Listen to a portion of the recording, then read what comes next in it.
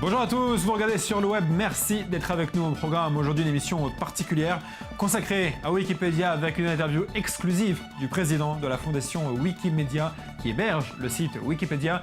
Restez avec nous, on commence tout de suite. Alors, avant de vous faire découvrir l'interview exclusive du président de la fondation Wikimedia, petit rappel sur l'empire Wikipédia. Regardez ce sujet préparé par Laura Duhamel, notre journaliste. Imaginez un monde dans lequel chacun puisse avoir partout sur la planète un accès libre à l'ensemble des connaissances humaines. Ce monde idéal, c'est le rêve porté par le créateur de Wikipédia, Jimmy Wales. C'est en 2001 que Jimmy Wales fonde avec Larry Sanger cette encyclopédie mondiale en ligne, gratuite et écrite par des contributeurs bénévoles. Cette collaboration géante est permise grâce à Wiki, qui est un système informatique de gestion de contenu librement modifiable. Le miracle de Wikipédia, c'est aussi son absence de financement par la publicité. Jimmy Wales n'en a pas tiré de réel profit et le projet s'est longtemps développé uniquement grâce aux bénévoles. Et aujourd'hui, Wikipédia, c'est le 5e site internet le plus visité au monde, le premier site consulté pour chaque recherche sur internet, 684 millions de pages consultées chaque jour, 470 millions de visiteurs par mois, 76 000 contributeurs actifs, 33 millions d'articles rédigés dans 285 langues. Mais si Wikipédia est devenu une référence incontestable, sa fiabilité est au cœur de nombreuses critiques. Car Wikipédia est le fruit d'une collaboration de bénévoles dont le contenu n'est pas soumis à un contrôle éditorial serré. Sur les sujets politiques sensibles, comme dans le domaine de la santé, ce talon d'Achille est problématique. Et il reste un long chemin avant que Wikipédia ne devienne une référence incontestée. Pour autant, 13 ans après sa création, Wikipédia représente toujours un espoir de savoir infini sur Internet. Autant adulé que critiqué, il est l'une des plus brillantes œuvres numériques du XXIe siècle. Voilà pour ce rappel des faits par Laura Duhamel. Tout de suite, on donne la parole à Jan Bart de Vred, le président de la fondation Wikimedia qui héberge donc Wikipédia, je vous le disais. Regardez la première partie de cette interview exclusive qu'il nous a accordée. Ça s'est passé dimanche à l'Interdisciplinary Center d'Herzliya, c'est tout près de Tel Aviv, où se tenait une conférence sur Wikipédia. Regardez cette première partie de l'interview. Jan Bart, bonjour, merci beaucoup d'être avec nous. Vous êtes le président de la fondation Wikimedia et vous êtes de passage en Israël pour quelques jours. Merci donc infiniment de prendre le temps de répondre à nos questions. La première question que je voudrais vous poser, c'est que je me souviens au début des années 2000, lorsque j'étais encore lycéen, citer Wikipédia dans un examen, dans un devoir, c'était quelque chose d'acceptable, c'était une source normale. Et quelques années plus tard, à l'université, utiliser Wikipédia, c'était la dernière chose à faire, c'était la pire des sources, entre guillemets. Comment est-ce que vous expliquez ce changement ? Tout d'abord, merci de m'inviter. Je pense que ce n'est pas une question de changement, c'est une question de niveau. À l'école, on encourage les enfants à enrichir leurs sources et Internet est l'un des moyens de le faire. Une partie de l'éducation vise à expliquer ce qu'est une source. Dans le milieu académique, les citations et les sources ont bien plus d'importance qu'au lycée et au collège. Mais je pense aussi que le monde académique est en train de changer, car nous voyons de plus en plus d'universités qui utilisent le contenu de Wikipédia et encouragent les étudiants à partager et éditer le contenu de Wikipédia. Et ils apprécient la manière avec laquelle nous citons nos sources. Mais tout de même, comment est-ce que vous faites pour rendre le contenu de Wikipédia plus professionnel, plus acceptable pour le milieu universitaire ? Tout est une question de source. Vous devez vous assurer que tout ce que vous citez dans votre article est une source fiable. Et c'est la raison pour laquelle tant d'articles sont le début de recherches sérieuses. Des étudiants utilisent nos articles, puis se réfèrent à ces sources. C'est une pratique qui devient systématique car nos articles citent de plus en plus de sources justes et fiables.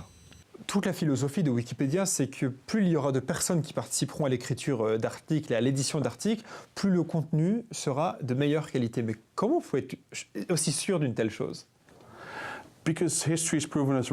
Parce que l'histoire a prouvé que c'était vrai. Quand nous avons commencé, personne ne pensait que nous pouvions bâtir une encyclopédie de cette manière. Et pourtant, nous l'avons fait. Et pas qu'une fois, plusieurs fois, et dans tellement de langues différentes. Plus il y aura de personnes qui auront un œil sur les articles, sur le contenu des articles, plus la qualité des articles augmentera. Certains de nos volontaires sont très engagés et posent les bonnes questions, comme par exemple « Pourquoi écrivez-vous cela ?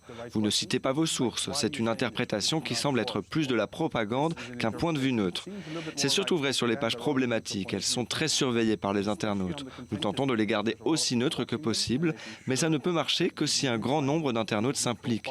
Ce dont nous sommes sûrs, c'est que si peu de personnes s'impliquent dans le contenu, nous aurons des problèmes. Donc nous avons besoin d'une implication individuelle des internautes et d'une large implication d'internautes.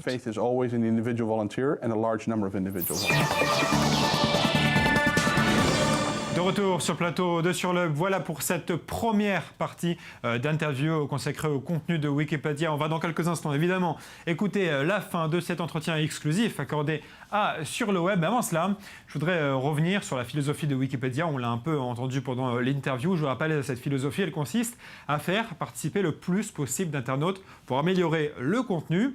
Il faut savoir que si vous prenez l'Afrique et le Moyen-Orient réunis, Israël est le pays au sein duquel il y a le plus de combats sur les pages Wikipédia. Les pages sont sans cesse modifiées par les internautes israéliens de gauche comme de droite, religieux ou non religieux, juifs, arabes, chrétiens. Et la page qui est la plus soumise à des combats d'internautes est celle de la Seconde Guerre du Liban. Visiblement, la blessure de cette guerre de 2006 est vive et les internautes tentent donc d'imposer leur propre vision de l'histoire. Et ce n'est pas étonnant, car regardez la puissance de Wikipédia en Israël. Selon un sondage paru dimanche, regardez, 84% du public israélien fait confiance à Wikipédia pour s'informer. 74% du public israélien se suffit des informations fournies par Wikipédia et 54% des Arabes israéliens souhaitent écrire des articles de Wikipédia, ce qui est bien plus que le public juif. Et on comprend là, évidemment, encore une fois, le combat de narratifs sur Wikipédia autour du conflit israélo-arabe. Ce sont des chiffres qui parlent d'eux-mêmes. On va parler à présent de la fondation Wikimedia. C'est elle, donc, je vous le disais, qui héberge Wikipédia et d'autres projets de connaissances libres. Son siège est en Californie, aux États-Unis, et elle est à l'initiative de nombreux projets, comme celui par exemple de Wikipédia Zero, qui permet à des Africains d'avoir accès à Wikipédia depuis leur téléphone portable, sans aucun abonnement Internet. C'est un projet magnifique qui avait séduit des écoliers sud-africains qui, en fin de l'année 2013, avaient lancé un appel pour pouvoir profiter de ce système. Regardez la vidéo de leur appel. Hi, this is a letter which me and my classmate wrote to access Wikipedia for free. We recently heard that in some other African countries like Kenya and Uganda, Cell phone providers are offering their customers free access to Wikipedia. We think this is a wonderful idea and would really like to encourage you also to make the same offer here in South Africa. Wikipedia is one of the best sites, And there is information on just about every topic. Think of the boost that it will give us as students and to the whole education system of South Africa. Our education system needs help, and having access to Wikipedia would make a very positive difference. Thank you. Un appel très poignant de la part de ces écoliers sud-africains, et ça a marché. Ils ont obtenu gain de cause. Un opérateur sud-africain leur permet depuis pas très longtemps d'accéder sans abonnement Internet au contenu de Wikipédia. Allez, sans plus tarder, je vous propose d'écouter la deuxième et dernière partie de notre interview exclusive du président de la fondation Wikimedia. Il revient d'ailleurs, vous allez le voir, sur l'accès à la connaissance en Afrique. Il nous explique les financements de Wikipédia, ses projets pour l'avenir et sa rencontre avec le ministre israélien de l'Éducation. Regardez. On va parler à présent un peu de la fondation Wikimedia, si vous le voulez bien. L'accès à Wikipédia est gratuit et il n'y a aucune publicité sur le site de Wikipédia. Comment est-ce que vous faites pour survivre ? C'est quelque chose de fabuleux. Tout d'abord, nous faisons confiance à nos volontaires et aux dons individuels, et nous en recevons énormément. Ça représente presque la moitié de notre budget. La dernière fois, c'était environ un demi-million de dollars. Nous recevons au moins 50 millions de dollars par des campagnes de levée de fonds. Et il y a aussi des personnes anonymes qui donnent de petites sommes d'argent. Nous les appelons à faire des dons selon les projets sur des périodes qui peuvent s'étaler sur plusieurs années. Nous avons aussi une formidable équipe de levée de fonds qui nous aide à collecter l'argent à travers le monde.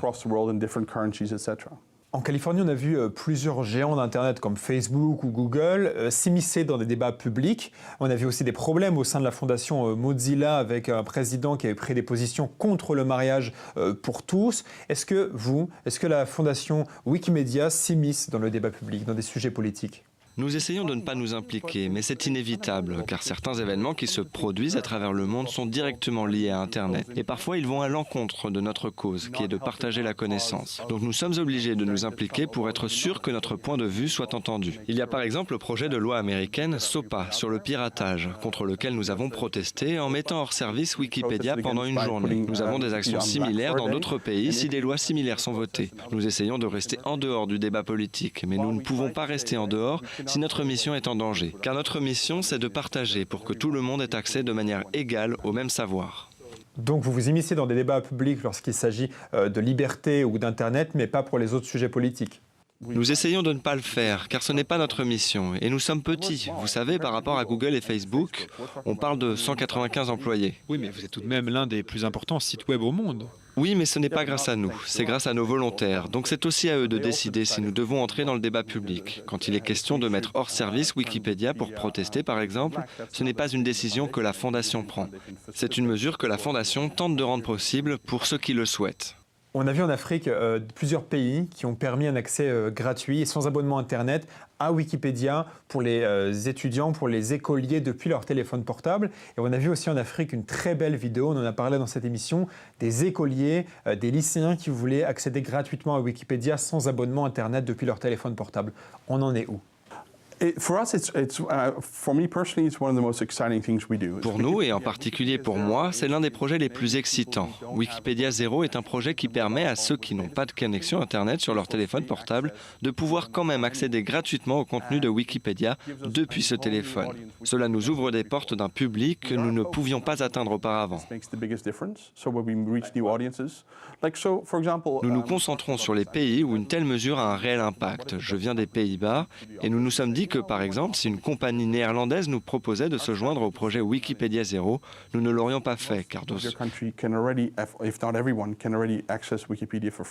ce genre de pays, Wikipédia est déjà accessible presque partout gratuitement, d'une manière ou d'une autre, et presque tout le monde a un abonnement Internet sur son téléphone portable. Donc nous n'aurions pas le même impact qu'en Afrique du Sud. Donc cela dépend du pays. Vous pouvez voir que plusieurs pays d'Afrique, d'Asie ou d'Amérique du Sud ont laissé de côté les ordinateurs pour passer au smartphone. Donc leur fournir un accès facilité à notre contenu est devenu notre priorité.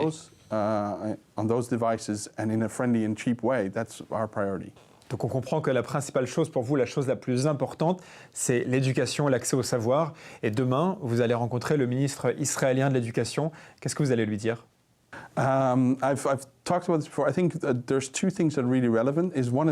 Je pense que deux choses sont importantes. Tout d'abord, Wikipédia en tant qu'outil pour un libre accès à l'éducation. Je suis aussi impliqué dans une fondation pour l'éducation aux Pays-Bas dans laquelle des professeurs créent leurs propres plans de leçons et les partagent. Ça encourage les enseignants à partager leurs méthodes éducatives. Je parlerai donc tout d'abord de cela. La deuxième chose dont je voudrais parler avec le ministre est un projet Wikikids qui permet aux enfants d'écrire leur propre version de Wikipédia. Une version créée par et pour les enfants dans leur propre langue. C'est une manière très intéressante de mêler médias et éducation. Leur montrer que dans Wikipédia, vous cliquez sur un bouton et vous pouvez éditer une page. Qu'est-ce que cela signifie pour le reste d'Internet? Qu'est-ce qu'une source? Voilà les deux choses dont j'aimerais parler demain. Merci infiniment, Jan Barth, d'avoir été avec nous. Merci beaucoup. Voilà, c'est la fin de cette interview exclusive du président de la Fondation Wikimedia qui, si vous ne l'avez toujours pas compris, héberge le site Wikipédia, 5e plus important site internet au monde. Je remercie Itzik Edri, président de Wikipédia Israël et volontaire au sein de Wikipédia, pour nous avoir aidés, pour avoir rendu possible cette interview. C'est la fin de cette émission. Je remercie également l'Interdisciplinary Center, l'école d'Herzliya, pour avoir accueilli cette interview, nous avoir rendu l'entretien possible. Et je remercie également également Renchek, le caméraman, d'avoir filmé ces images. Je vous donne rendez-vous mardi 22h10 heure d'Israël pour une émission spéciale consacrée aux opérations marketing les plus importantes en ligne depuis le début de l'année 2014. Nous ferons le point avec Grégory Pouilly sur les raisons de ces succès et sur les manières dont elles ont fonctionné. Je vous donne rendez-vous mercredi 22h10 à nouveau heure d'Israël pour l'analyse des vidéos virales du mois de mai, comme chaque mois cette fois-ci avec Israël Tavor, chroniqueur au sein du site Route Israël, et jeudi pour une nouvelle émission de nouvelles informations en provenance du web. On garde le contact via Twitter et on se quitte avec des images de l'appel pour Wikipédia 0, l'accès gratuit à Wikipédia pour les pays du tiers-monde sans abonnement Internet. Merci à vous d'avoir suivi cette émission. Bye, vous manquez déjà. Hi, this is a letter which me and my classmate wrote to access Wikipedia for free. We recently heard that in some other African countries like Kenya and Uganda, Cell phone providers are offering their customers free access to Wikipedia. We think this is a wonderful idea and would really like to encourage you also to make the same offer here in South Africa. Wikipedia is one of the best sites, And there is information on just about every topic. Think of the boost that it will give us as students and to the whole education system of South Africa. Our education system needs help, and having access to Wikipedia would make a very